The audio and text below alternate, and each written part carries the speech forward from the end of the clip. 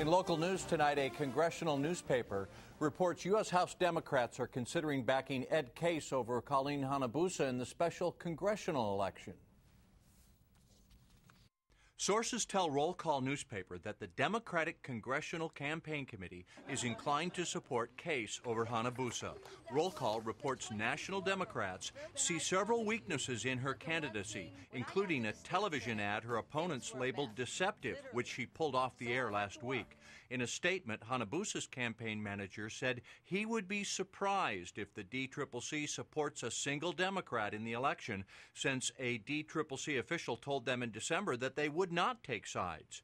Eric Hamakawa also said Senator Hanabusa has formed the best operation on the ground and in fundraising. There is no other Democrat in the race who has that kind of fundraising capacity or grassroots organization.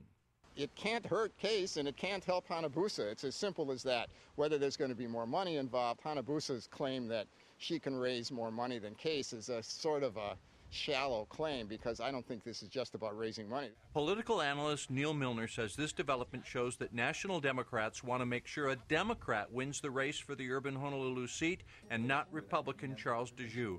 Hanabusa is being backed by Hawaii's two senators, Dan Akaka and Dan Inouye.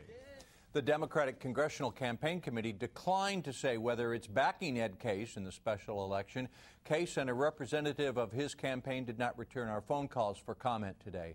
For more on this story, log on to our website at KITV.com. And Republican congressional candidate Charles DeJoux is faulting Case and Hanabusa for not living in the congressional district they're running to represent. Congress allows its members to live outside of their districts. They must only live somewhere in the state they represent.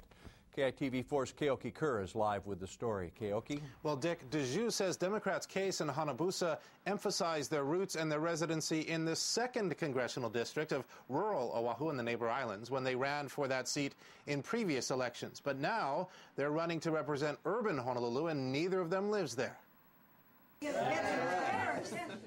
Democrat Ed Case lives in Kaneohe, outside the 1st Congressional District's boundaries of Hawaii Kai to Mililani. Same goes for fellow Democrat Colleen Hanabusa, who lives in Ko'olina.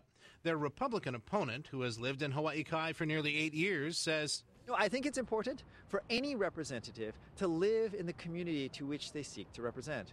I have probably lived in the 1st Congressional 4 times as long as Charles has. Case points out he represented Manoa in the state house for 9 years, and he says since there are only 2 representatives in Congress from Hawaii, they both essentially serve as at-large lawmakers working on issues that affect the entire state. I know the 1st Congressional far better than either of the other candidates, any of the candidates. I mean, I've not only lived in it most of my life, worked in it most of my life. But Charles DeJoux says politicians are more in touch if they live closer to people they represent. Living in your community, you're going shopping there, you're meeting your neighbors there, and you have a better feel for what the concerns are of your local constituents. And when you're not living in the community, there's something that's missing, and I think you're not as rich and as strong a representative.